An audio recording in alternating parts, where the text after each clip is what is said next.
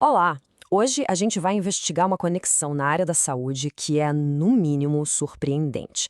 O que a famosa vitamina do sol tem a ver com o sucesso ou o fracasso de um implante dentário?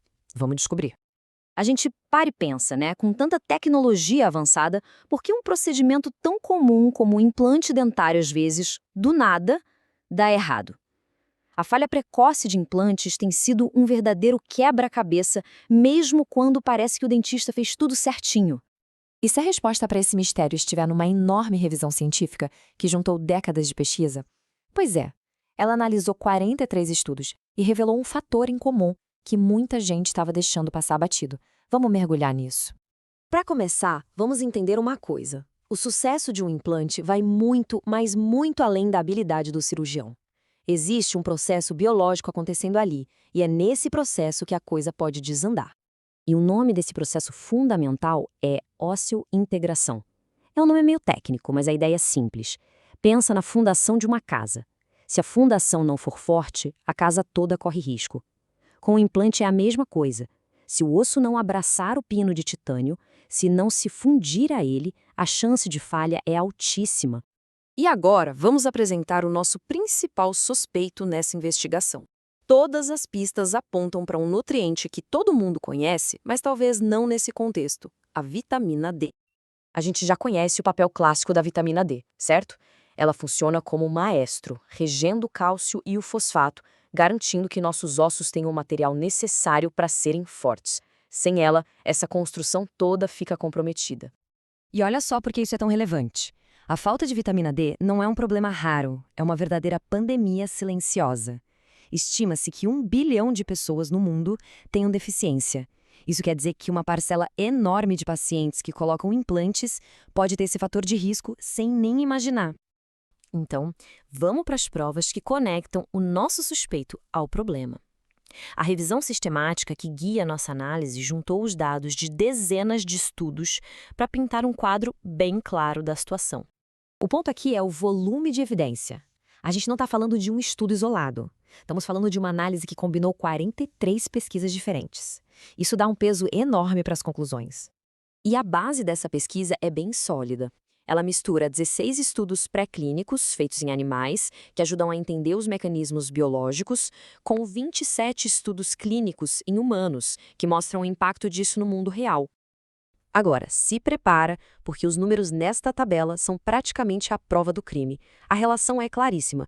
Quanto mais baixo o nível de vitamina D, maior a taxa de falha do implante. Olha só, para quem tem deficiência grave, a taxa de falha salta para mais de 11%, chegando a 13% em outro estudo.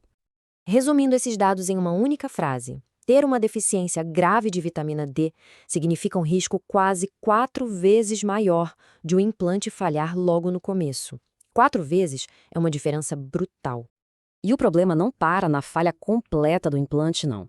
Mesmo nos casos em que o implante sobrevive, a deficiência de vitamina D está ligada a uma perda maior de osso ao redor dele. Como o gráfico mostra, o grupo deficiente perdeu quase o dobro de osso em um ano, ou seja, o implante fica mais frágil a longo prazo. Ok, com evidências tão fortes assim na mesa, a pesquisa não aponta só o problema, ela também sugere uma solução. E o mais legal é que é uma solução surpreendentemente simples.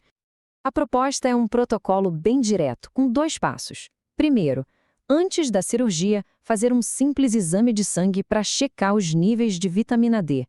Segundo passo, se os níveis estiverem baixos, suplementar para corrigir a deficiência antes do procedimento cirúrgico. Simples assim.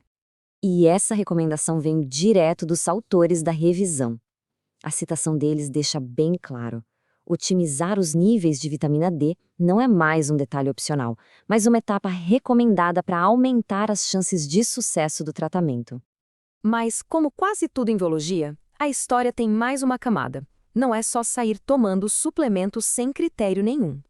A pergunta que fica é: se a falta de vitamina D é ruim, então tomar o máximo possível é a melhor solução, certo? A resposta, como a gente vai ver, é um grande e sonoro não.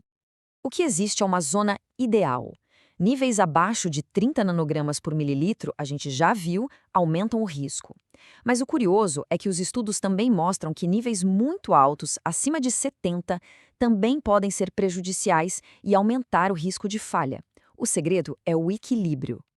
Então, para a gente amarrar tudo, a vitamina D é crucial para a osseointegração. A falta dela é um fator de risco gigante, e isso está mais do que comprovado.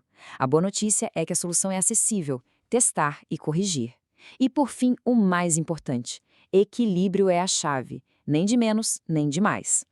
E a gente termina com essa reflexão. Será que um dos fatores mais importantes para o sucesso de um procedimento tão tecnológico como um implante pode ser gerenciado com um simples exame de sangue? As evidências sugerem que sim, e isso pode mudar completamente o jeito que se encara a preparação para um implante dentário.